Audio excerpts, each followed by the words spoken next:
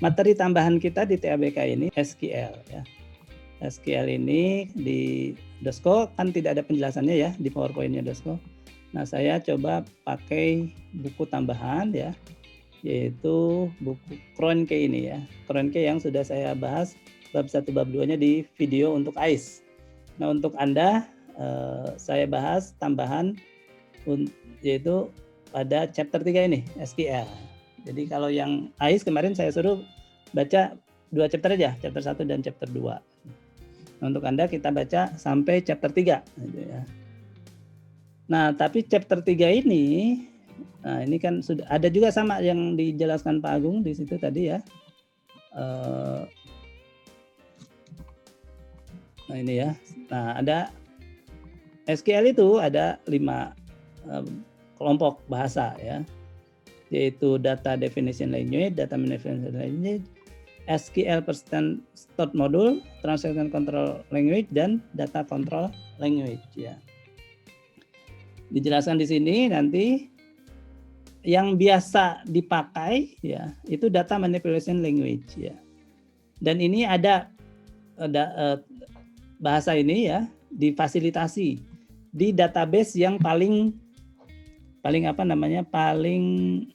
sederhana ya. Di aplikasi database yang paling sederhana yaitu Microsoft Access ya. Microsoft Access lengkap memiliki kemampuan ya data manipulation language. Nah, tetapi dia tidak punya kemampuan data definition language. Dan ini apalagi yang ketiga, keempat, kelima ini ya.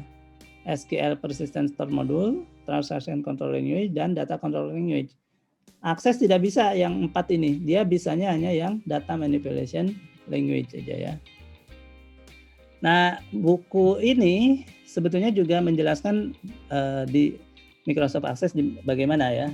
Sejak chapter 1 nih. Sejak chapter 1 ada penjelasan ini. Access Workbench ya. Jadi yang dibahas itu kalau dikerjakan di Access bagaimana ya. Chapter 1 ini ini. Nah, di Access ini membangun tabel gitu ya. Dia tidak dengan data definition language ya. Dia langsung pakai menu di Access ya. Menu itu basisnya yang namanya di aplikasi itu Graphic User Interface ya, GUI ya. Jadi kita cuma ngotak-ngatik di layar gitu. Ngotak-ngatik di layar terus ngetik-ngetik di situ gitu ya.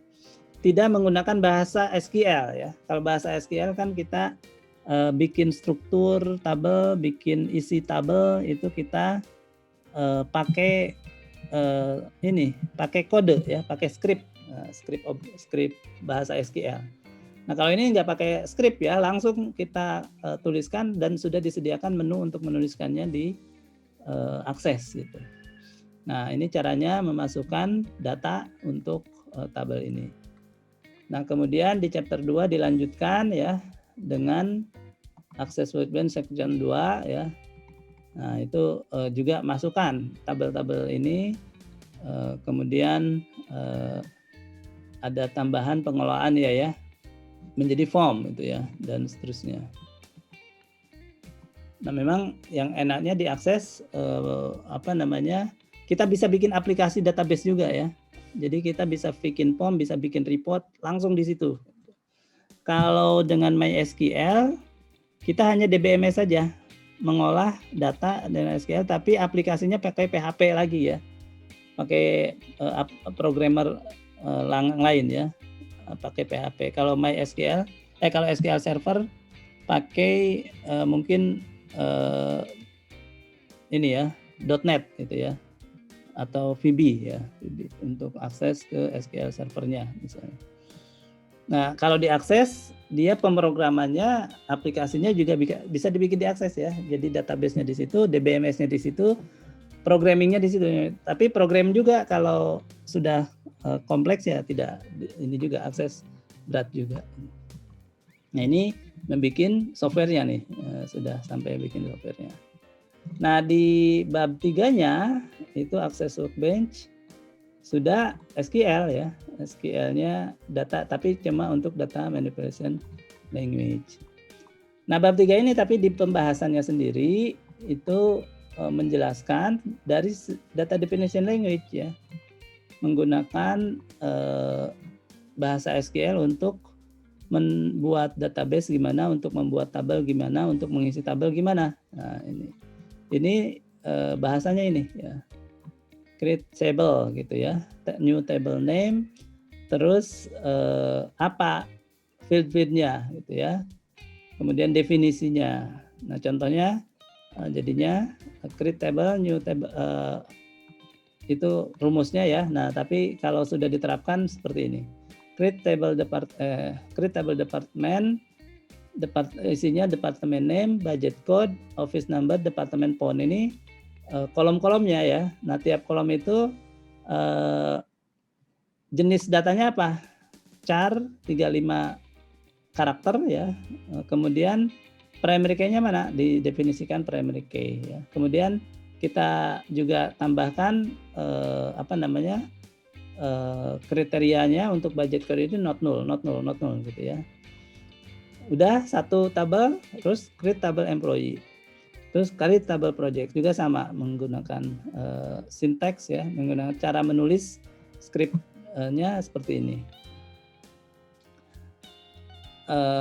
Nah kemudian ada tambahan satu lagi di sini, ini dia primary key-nya ditulis ya di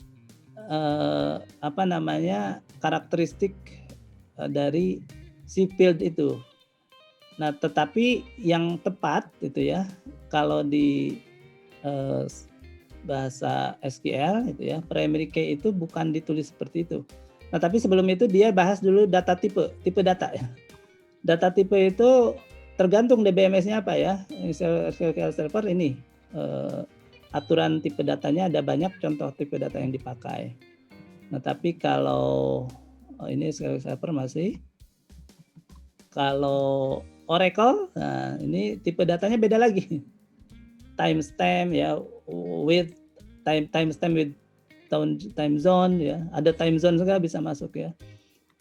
Ada interval day ya, interval year, char ya sama char and char, long clob and clob ya. Ini kalau mau belajar Oracle.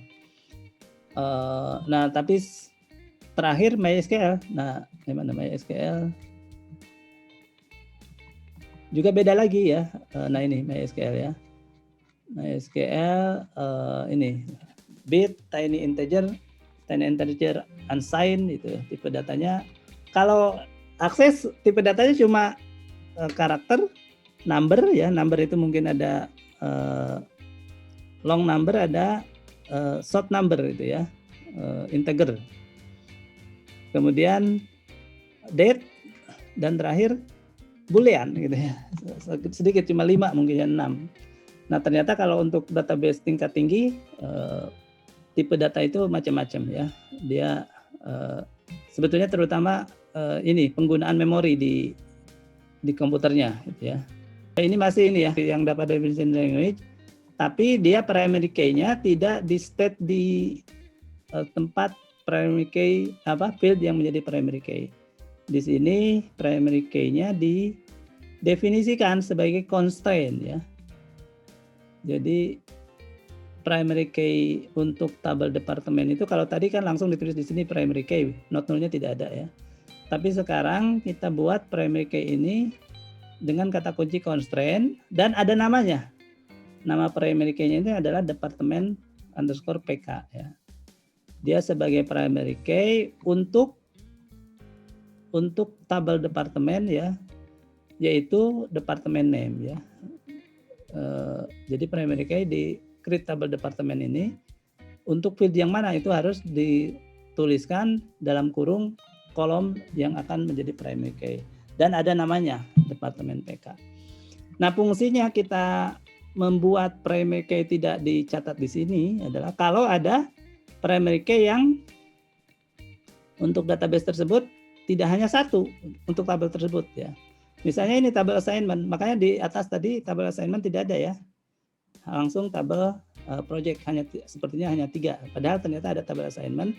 Dia tidak bisa dituliskan dengan cara primary key-nya ditulis di kolomnya yang menjadi primary key ya.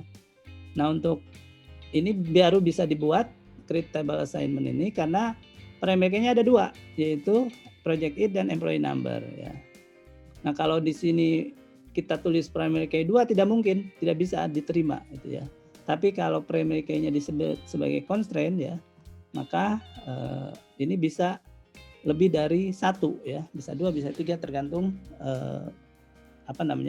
substansinya si tabel tersebut apa saja primary key-nya. Nah, ini ya. Nah, tambah lagi kita juga bisa memasukkan ada namanya cascade atau referential integrity ini. Nah, makanya nanti yang terakhir data definition language ini yang seperti ini nih. Ada constraint untuk primary key ditambah ada ini update cascade atau update delete ya. Ini yang delete cascade, delete. Kalau di akses ini ada juga ya, tapi dia yaitu sama. Tidak melalui bahasa script ya, tapi langsung dibuat secara visual. Referential integrity. Gimana Mas Retno? Izin bertanya Pak. Ya. Itu yang tentang yang maaf Pak, boleh scroll ke atas sebentar. Gimana? Yang ini Pak, untuk yang default itu kan ada yang pakai tanda petik yang human resource sama yang default yang 100. Itu fungsinya apa ya Pak? Terus kalau untuk yang email address kan itu kan yang apa? Not null unique. Iya. Kan? Itu kalau misalnya dalam prakteknya tuh untuk mengetahui misal yang nggak pakai Gmail ditolak, terus yang pakai add. Nah, ini enggak. Email. Jadi default itu ini Mas ketika kita bikin tabel tersebut terus kita isi baris pertama ya, employee number berapa, first name siapa, last name siapa, departemen apa gitu ya. Nah, departemennya itu kalau kita tidak isi dia otomatis ada human resource gitu ya. Jadi sudah otomatis kalau kita orang itu rata-rata di departemen human resource. Jadi daripada kita tulis lagi nanti kita ganti gitu ya. Ya kita pastikan aja semuanya human resource dulu gitu. Jadi apapun isinya, departemennya siapapun pegawainya, departemennya human resource gitu ya. Nah, sama di project juga ya. Maximum hours itu kita buat semuanya 100 gitu ya, default 100.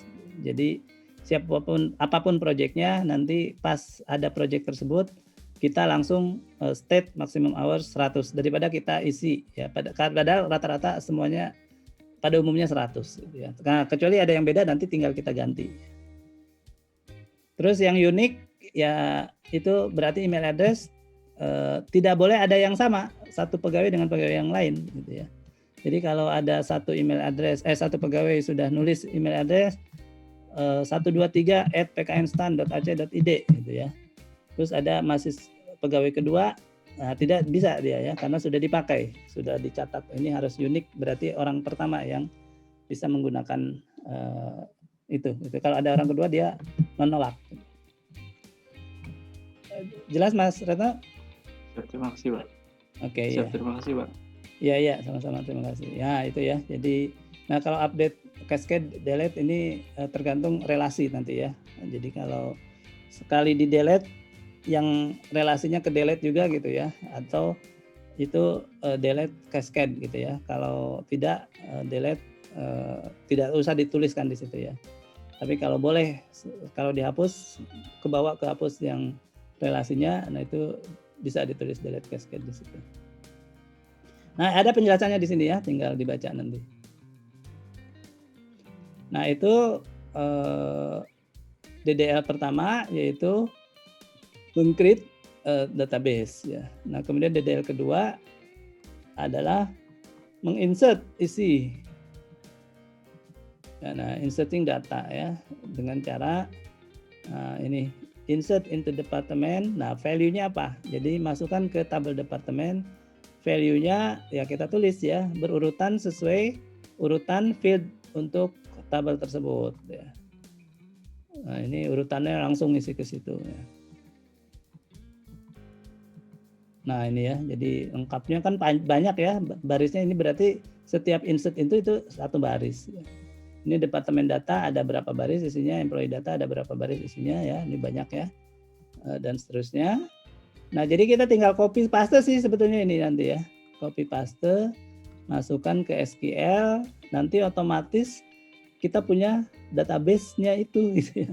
Database-nya ini. Dan nanti ada data manipulation, kita manipulasi terhadap database itu ya. Nah, kita nggak bisa menjalankan data manipulation kalau database-nya bukan yang sama dengan yang dipakai di sini. Nah, jadi kita kalau coba DDL dari sini ya, maka kita bisa punya latihan yang banyak yang ada sesuai yang ada di sini. Nah, tapi kalau kita tidak bisa menjalankan DDL yang ada di sini, kita hanya bisa menggunakan yang ada di sini ya. Kita kan sudah import ya, latihan 1, latihan dan latihan ya. Itu kita hanya bisa menjalankan latihan yang ada di PowerPoint ini.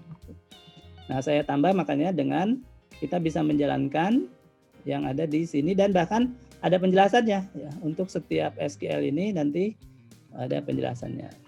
Nah, sebelum masuk ke data manipulation language, mari kita coba ya data definition language ya, dari mulai membuat tabel ya dan mengisi isi tabel. Nah cuma ini sorry saya belum sebutkan yang ada di buku ini ya tadinya kan ini pembahasan ini untuk SQL Server. Jadi Anda tidak bisa copy paste dari sini. Mungkin ada beda-beda sedikit ya cara menulis SQL antara SQL Server dengan MySQL. Kalau pakai SQL Server, saya ada juga SQL Server, tapi kemarin saya tidak ajak teman-teman untuk install SQL Server ya. Kita pakai MySQL saja yang gratisan ya. SQL Server juga to some extent ya gratis gitu ya, tapi kalau sudah digunakan di server ya mungkin harus bayar ya. MySQL bayarnya bayar hosting aja, ya, tidak bayar database-nya. Kalau SQL Server sama bayar SQL Server-nya. Nah, kalau untuk MySQL-nya dari mana? Nah, MySQL-nya saya belum share ya, tapi mungkin tidak perlu di-share ya. Yang penting kan ininya aja sih. Nanti saya kasih kodenya aja gitu ya. Jadi buku ini dilengkapi dengan appendix ya. Appendix untuk di mana ya penjelasan appendix-nya. Nah, ini ya. Appendix-nya ada untuk SQL Server, ada cara instalasinya dan lain-lain ya. Baca dulu ini. Tapi untuk sesudah install Anda bisa langsung baca di dalam. Untuk Oracle pakai appendix B, untuk MySQL pakai appendix C ini ya. Kemudian ada soal-soal itu ini berulang ya di setiap chapter itu appendix D dan E. Nah, ada switchboard-nya akses di appendix H. Nah, kemudian ini tambahan ya. Penjelasan. Nah, ada ini untuk aplikasi membuat aplikasi ya, web server, PHP, NetBeans ya. Ini luar biasa lengkap nih ya. Baca ini Anda bisa lumayan lah jadi bekal jadi programmer. Dan ini bagus ya, teorinya kuat ya, Yang tadi penjelasan tentang normalisasi dia baru bahas di database design ini ya. Di sini sudah ada juga tapi tidak lengkap, dia pakai yang sama seperti Romney ya, yang to the point ya di bab 2-3-nya ini ya, untuk membuat asal tahu dulu gitu ya. Tapi kalau sudah paham, sudah banyak latihan, baru diberikan yang rada ribet pakai normalisasi, dan bahkan di sini ada normal keempat ya. Kalau di Romney kan cukup sampai normal ketiga ya. Normal keempat, normal kelima ya dijelaskan juga. Kalau memang lebih ruwet lagi kan baru harus sampai normal 4, normal 5. Nah itu. Nah kita punya appendix C ini, kita belum bisa. Nah cuma ini appendix C juga pendekatannya beda dengan kita ya. Kita pakai PHP-MyAdmin, dia tidak pakai PHP-MyAdmin, jadi langsung seperti menjalankan server ya. Tapi kita pakai server di lokal gitu. Tapi cara-caranya ada connection-nya dihidupkan gitu ya. Nah kalau PHP-MyAdmin kan cuma start aja gitu ya. Cuma start aja. Nah, silakan kita kembali pakai PHP-MyAdmin. Teman-teman kalau PHP ininya SAM-nya belum jalan, silakan jalankan ya. Jadi tadinya misalnya stop ya. Ini di start ya. Jadi buka lagi dari dari sini ya. Anda cari SAM ya, kemudian dijalankan, terus nanti keluar ini baru di start ya, start untuk Apache dan MySQL-nya. Nah kalau sudah, terus masuk ke PHP-MyAdmin ya, localhost PHP-MyAdmin. Nah saya sebetulnya sudah punya ini, yang tadi saya ngajar. Nah cuma biar bareng ya, kita mulai dengan bikin web database lagi ya. Caranya masuk ke sini kali ya. New, nah bikin create database ya. Create database WP. Tapi saya karena sudah punya WP ya, saya kasih WP2 gitu ya. Terus create. Nah, berarti saya punya database WP2 yang belum ada isinya apa-apa ya. Belum ada tabelnya ya. Belum ada struktur, belum ada data ya. Silakan, sudah bisa buka semua. Saya tunggu. Yang sudah buka ketik 1. PHP-MyAdmin.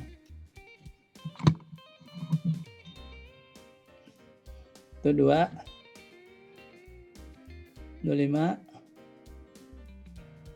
Yang belum silakan apa kesulitannya bisa di-share layarnya. Baik ya, lanjut ya untuk Pak. Yang lain silakan. Terima kasih Pak. Oke. Nah silakan, jadi kalau sudah WP2, nah kita buka bukunya ya. Nah saya bukanya dari appendix ya.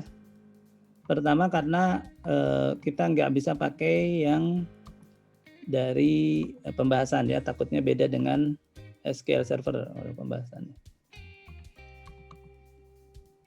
Nah ini kan antar mukanya juga beda ya, karena dia pakai bukan PHP-MyAdmin tadi ya saya sampaikan, tapi pakai langsung SQL. Jadi kalau mau mengikuti yang ini persis, bisa dari awal Anda ikuti lagi nih.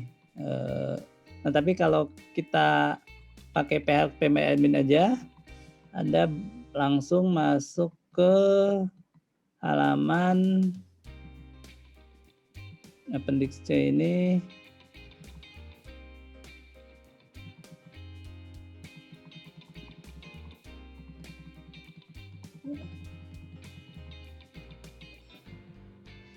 Nah ini kan bikin skema, katanya saya juga masih belum tahu nih bikin skemanya gimana di sini. Dan skema itu untuk apa? Kayaknya apa yang harus connection ya, tidak yang PHP-MyAdmin nih. Jadi memang ada beberapa hal kalau pakai PHP-MyAdmin kita tidak bisa menjajal real ya, real di lapangan MySQL itu dipakai seperti apa. Nah kalau yang ngikuti di buku ini insya Allah lebih sesuai ya dengan di lapangan. Nah jadi kita langsung ke yang sini nih, bagian C26. Nah ini ada C27. Nah cuma saya kan karena juga belum ngirim belum ngirim ini appendix-nya, saya tidak perlu bilang halaman, langsung saja saya kasih ininya saja ya. Ini create table departemen dan seterusnya. Ini saya sudah bikin di Notepad. Tadi sudah ada Notepad-nya belum ya? Nah ini. Jadi saya sudah bikin di TABK script MySQL. Nah, jadi ini yang barusan ini sudah saya copy di sini ya. Copy di sini. Nah, saya tinggal copy paste, select all ya. Terus copy. Copy nanti tinggal masukkan di ini sudah create table kan. Nah, masuk ke di WP2 ini ya. Masuk ke SQL. Terus yang tadi saya copy kita paste di sini di SQL ini ya. Ini sorry salah lagi. Ini ngisi ya sebelum ini. Jadi untung belum saya kasih ya. Jadi yang bukan script yang ini MySQL DDL ya, DDL. Nah, ini select all terus copy ya. Baru kita masukkan di sini. Control paste ya. Nah, ini kalau sudah di copy paste di situ kita klik go.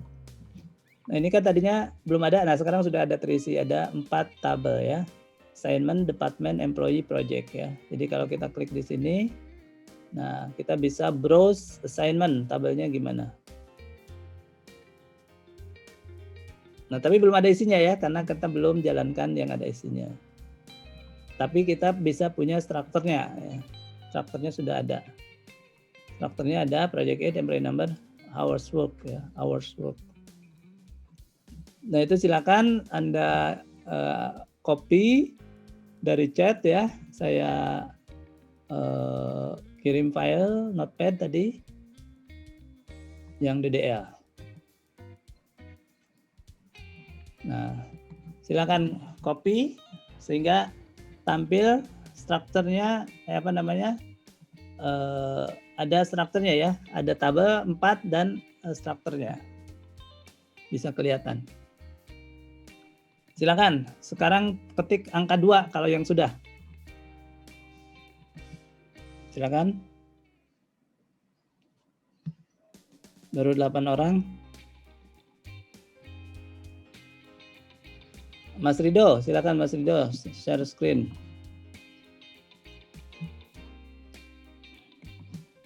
Sambil nunggu yang lain.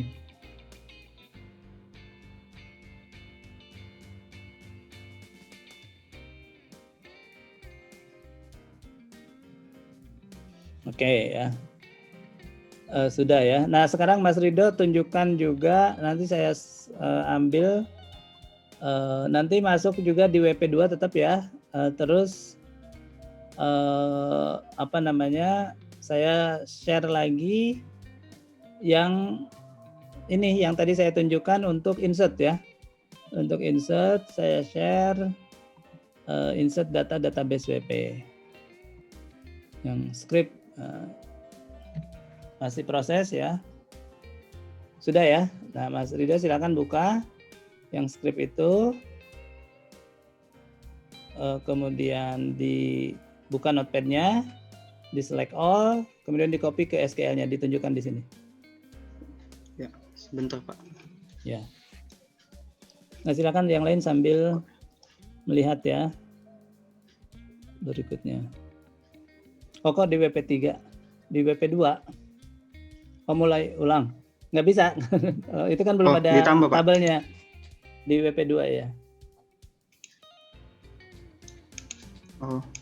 WP2 ya Pak. Ya oke aja itu keluar. Nah. 2.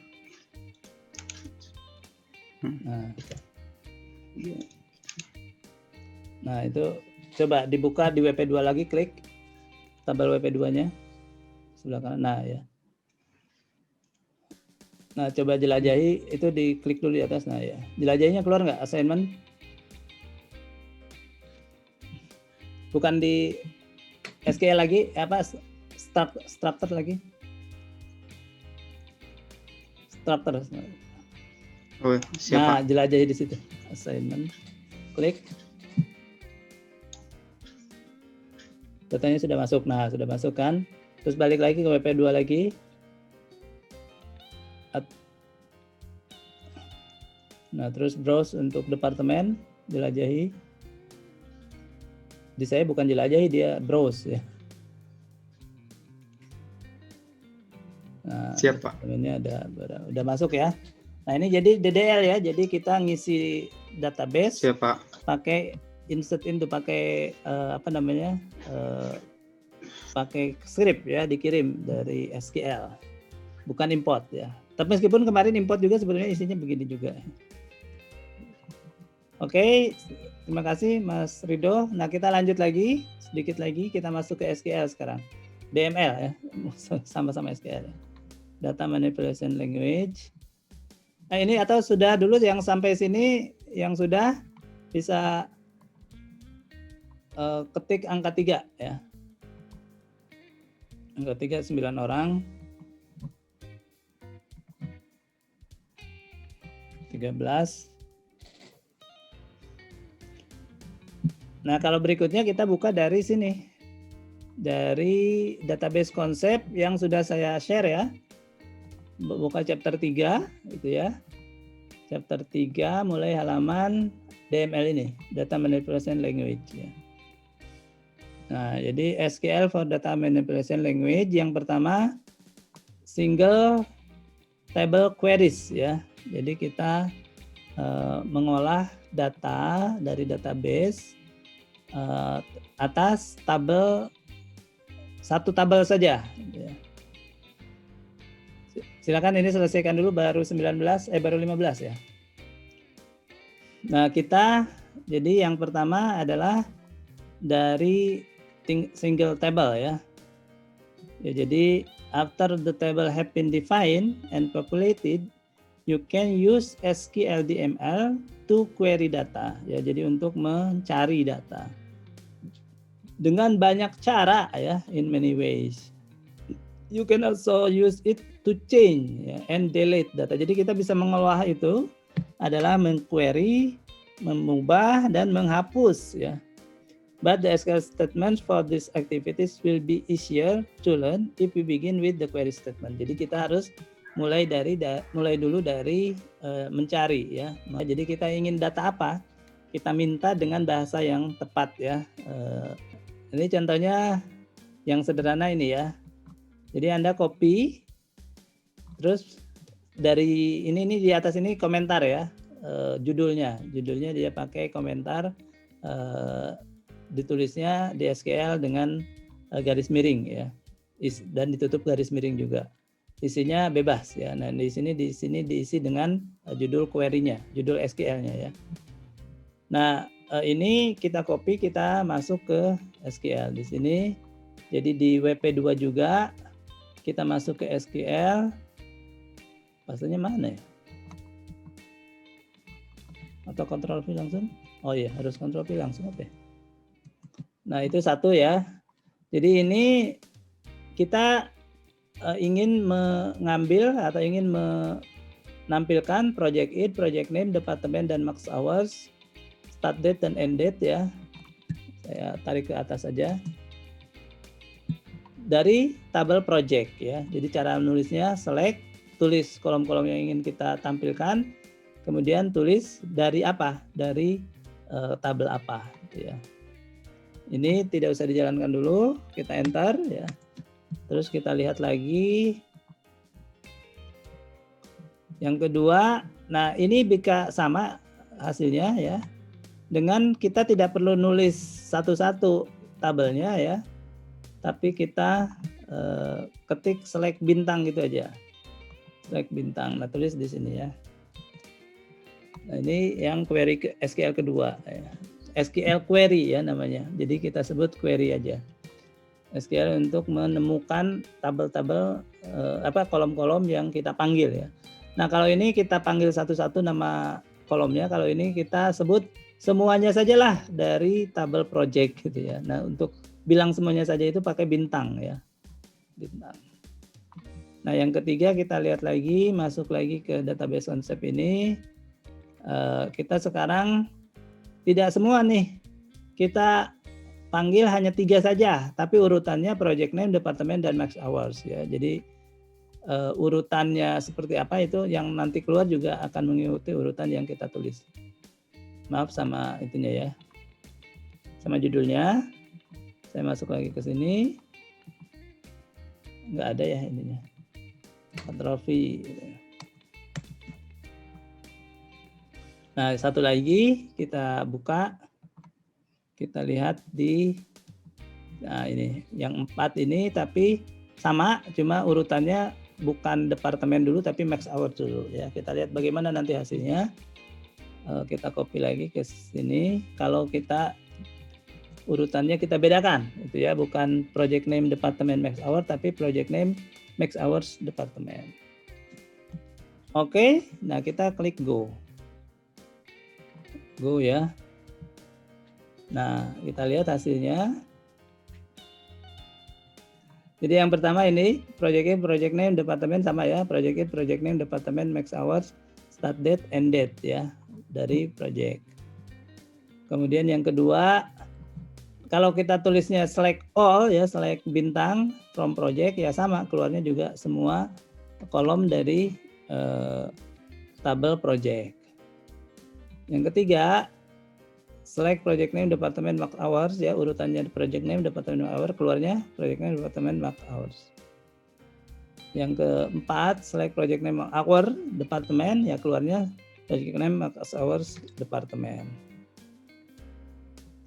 Nah itu ya untuk yang select query ya, 4 select query pertama. Ada pertanyaan ini, silakan yang sudah ketik angka 4.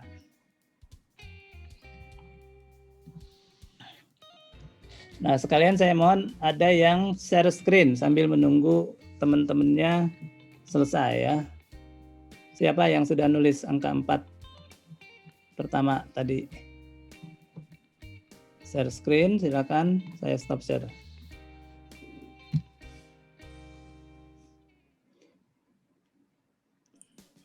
Mohon izin, Pak.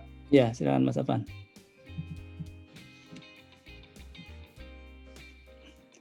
Ada kan database konsep bukunya ya?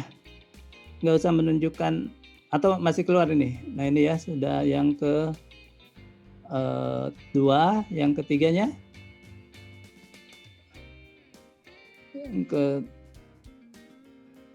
3, oke. Ini yang ketiga, Pak. Ya, terus yang keempat? Ini yang keempat. Oke, ya, max hour departemen. Nah sekarang yang kelima Mas, jadi buka SQL lagi. Kayaknya apa di refresh ya? Masih keluar nggak yang lama? Ini Pak ya? Kenapa? Oh ya siap, sebentar Pak. Di database WP lagi, terus klik SQL lagi. Ambil dari buku database-nya. Izin saya stop share dulu, nanti saya stop. Oh ya, silakan. Siap.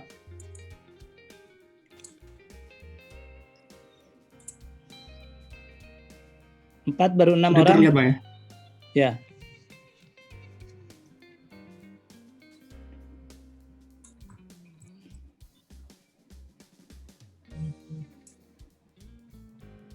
Di WP lagi Pak ya? Ya.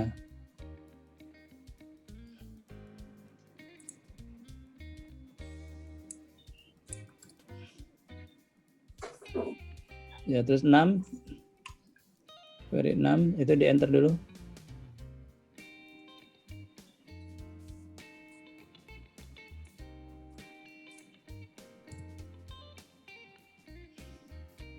Nah, jadi ini menunjukkan yang pertama departemen ya dari project. Nah, nanti keluarnya departemen ada yang ditulis 2 kali, ada yang tulis 3 kali ya, sesuai dengan projectnya itu dikerjakan departemen apa. Nah, kalau misalnya kita ingin departemennya yang mengerjakan project itu yang ditulis sekali aja gitu ya, yang tidak harus 2 kali, 3 kali. Nah, pakai distinct ya, select-nya pakai distinct. Gitu. Terus 7 dulu, 7 satu lagi dulu sebelum dijalankan.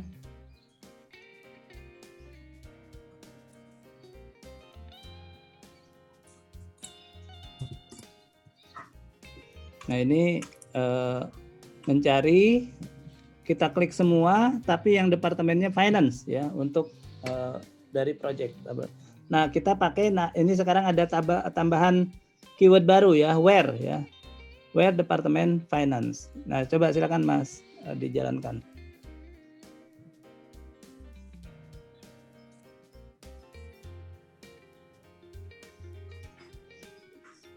Nah, jadi yang selak departemen project, departemennya itu ya macam-macam, kelihatannya juga apa namanya mengerjakan proyek ini sebetulnya nanti bisa dihitung ya. Departemen produksi ada berapa departemen gitu ya, itu nanti pakai count ya. Departemen accounting ada berapa gitu ya. Nah, tapi sementara ini kita tidak perlu count ya, kita ingin melihat departemen apa saja sih yang sudah mengerjakan proyek ya, itu pakai yang ke-6 ya, yang ke-6 di bawahnya. Query ke-6.